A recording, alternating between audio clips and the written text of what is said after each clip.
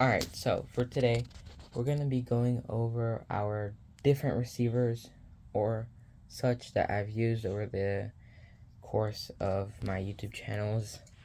Since my YouTube channel's been around, and I want to start with the first one. Now, we're going to get straight into it. Nothing, no slacking. So, this is the Django 300 watt to 200 watt, and I had one subwoofer output on this that I used for my first subwoofer, and then this was for my left and right, which I did not know about, so I just put them randomly, connected them, didn't even know what phase was. And let's look at the internals. So you have pretty regular stuff, you got your heatsink, your fan for, cooling and whatnot. Usually I wouldn't see a fan on these, but since it's pretty small and you don't have a big heatsink, it makes sense. You got two capacitors for, I think, your channels, obviously for your channels to hold power so it doesn't always suck up everything. And, potentiometers, switch that doesn't work, so this stays on if it's plugged in for some reason. Your aux and transformers right here, I don't know. And yeah, it was pretty good while it lasted, but then that's when I decided to upgrade to this guy. So when I first looked at this on Amazon, all I wanted was a subwoofer pre-out and something that would power everything with a sub pre-out. I did not know quality back then or anything, to be honest. I knew some things. That point I knew what putting things in phase were. And as you can see back here, I did buy it only for this, and I used this amp as my sub amplifier and used this as my surrounds and stuff, and had Bluetooth, so I was like, you know what, yes. And let's also take a look at these internals to see the difference between that and that as an upgrade. Alright, in here is more complex than that, for sure. We have, instead of two capacitors for, speakers and whatnot, you got 1, 2, 3, 4, 5 big capacitors. I wouldn't call them big in my standards, but for this, it is. For that one, I've never had issues with it besides the switch tweaking, but for this one, that's a different story. Now, over here, you have, positive and negative. Now, at one point, I bought banana plugs, and I connected everything to the right channels. Because before, I just connected them to, one of these, and I heard sound, so I thought it was okay. That was before I knew about, like optimizing your sound. Now, for this, one of the channels went out. So the negative of this channel right here, I don't know if that's left or right, of the left, or should I say the right, because it's over here. The right channel, positive part, did not work. The negative did, but the positive didn't. So you know what I did? And I don't know why I did this, but it worked at the time. Hot wired it. Took the positive, chopped off the leg, put it into the other positive. Now, that ruins the whole optimizing sound because all the negatives here from what I tested with the speaker are connected, and my multimeter said that there's continuity on all the negatives together.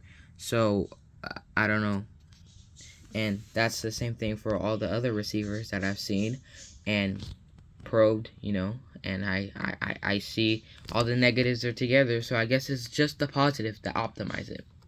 Now, I also accidentally chopped off these wires with my pliers as I was trying to get this nut out. I was like this. I didn't realize that I grabbed onto it, snipped it. Thank God it wasn't plugged. And yeah, but from upgrades to that, we have more inputs and outputs. It has a bigger heatsink, which I like. No fan, because it doesn't need one, because it has a big heatsink connected to the chassis. And yeah, we got MOSFETs over here. This one has a little chip, 2 chips, but this one has MOSFETs. And you guys do know I got another Django one for my subs right now, which I am going to be replacing, but hopefully soon. But we're talking about what I used as signal for receivers, not for subs. This is specifically about receivers. Yeah. So back to what we were talking about. We have relays, which this one didn't have. It just sent power in, and I think relays are much more helpful, I would say. We got more capacitors, another MOSFET, and then an actual transformer instead of these little guys over here. But they look cool. Actual transformer has some weight to it. It's not too heavy, not too light. Beefy switch. I don't know why it's so beefy. It's not that great. Bluetooth chip. One thing that is a little hard to adjust to once you get rid of this one is the fact that the Bluetooth is connected straight to that. So when I turn this up, not all the channels go up together. This only turns up the left and right. This turns up the center. This turns up the surrounds, and I don't think that's cool. One should control everything. That's how you optimize the sound. And it doesn't have anything to, doesn't have a mic or anything to optimize. That one doesn't, because I don't think it needs to, but this one, I think it should have an option. Now, the fact that the Bluetooth, if I turn it up all the way on my phone, the Bluetooth subwoofer out is all the way up. So I would have to adjust my, it was basically like a knob, right? And I got used to it. I got used to having the bass to 50 and this only to 10%. So I would hear the mids at a normal tone and then the bass hella high.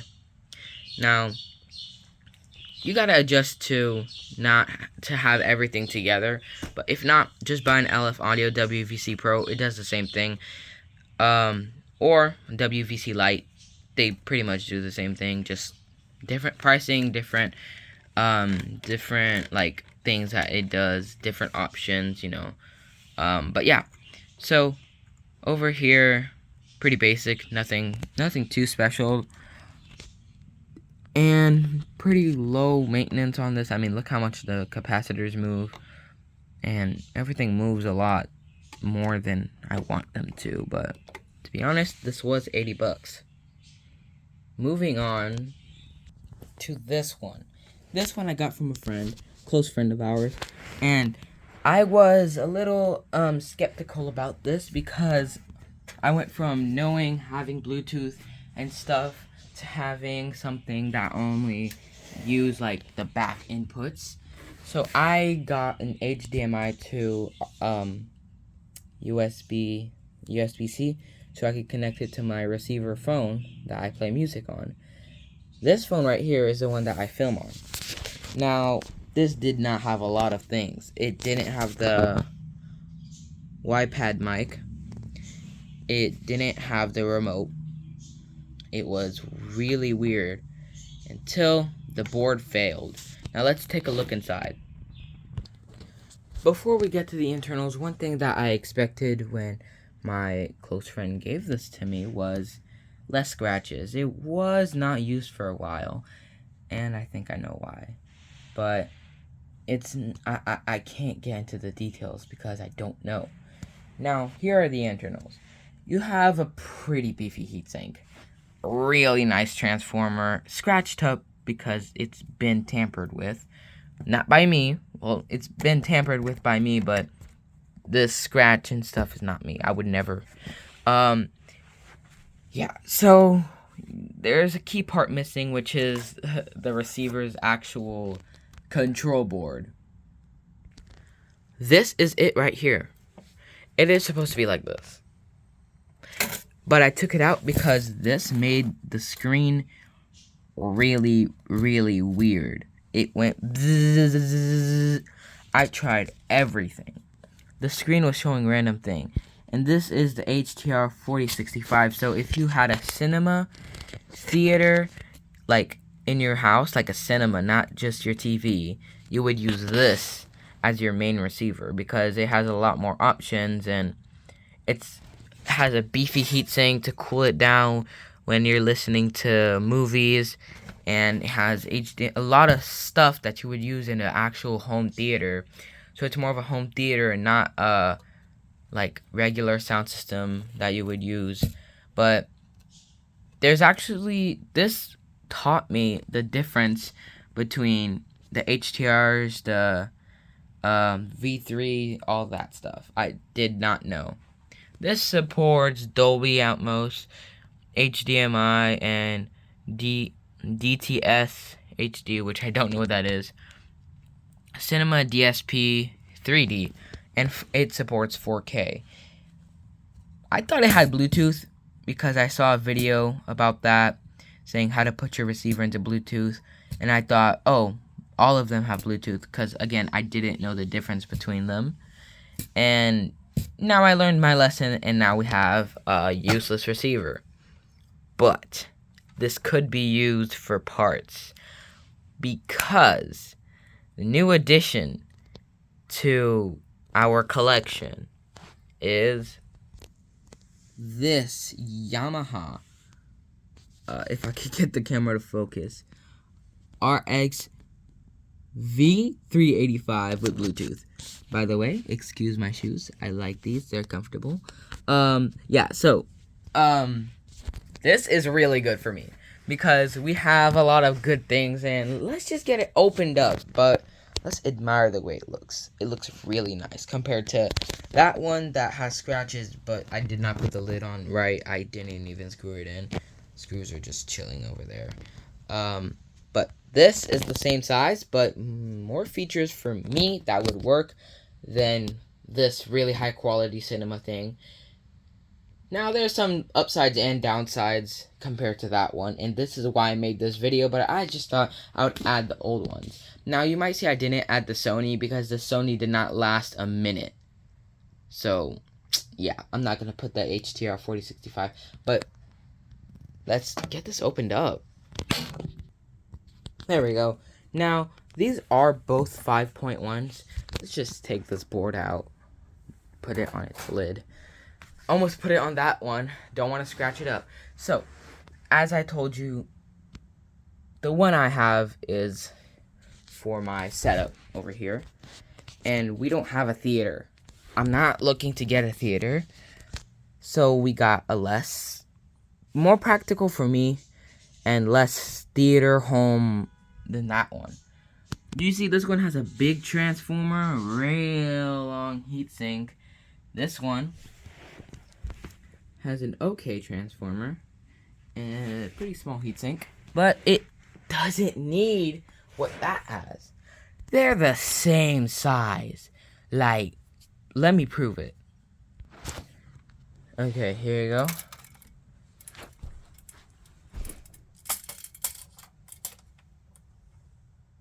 Same thing.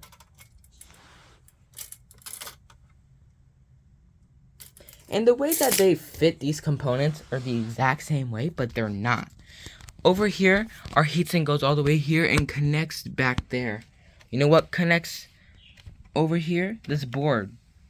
Over here, the board is connected to the heatsink. It's pretty similar, but the board on this is more advanced than that because that is pretty old. And we have more advanced stuff over here. It's okay. Like, it's older than that one. This one's newer. This one's better, I would say. And we got pretty much the same stuff. You see this MOSFET over here with the heatsink. We got the same thing here. Heatsink looks pretty much the same. I don't think it would need any changes. We do not have a temperature sensor up here, but we do have the power supply board right there. Now, we have relays, we have stuff like that. We don't have as much connections for the front screen. Over here we have different connections like this, a few of these, but all we have is this ribbon cable, that, and the phone input wires. And over here we have pretty thick wires to go to the power supply board. But over here we only have this wire going to the power supply board. Again, we don't need like 300 watts for every channel, okay? We need as much watts as this could output for a channel is 100. And it's a 5.1. I would get a 5.2, but I don't need that because I could just get a Y splitter. Save me some money. Now, everything on this thing is beautiful. Like, really. And settings, and it was bought brand new, I'm assuming.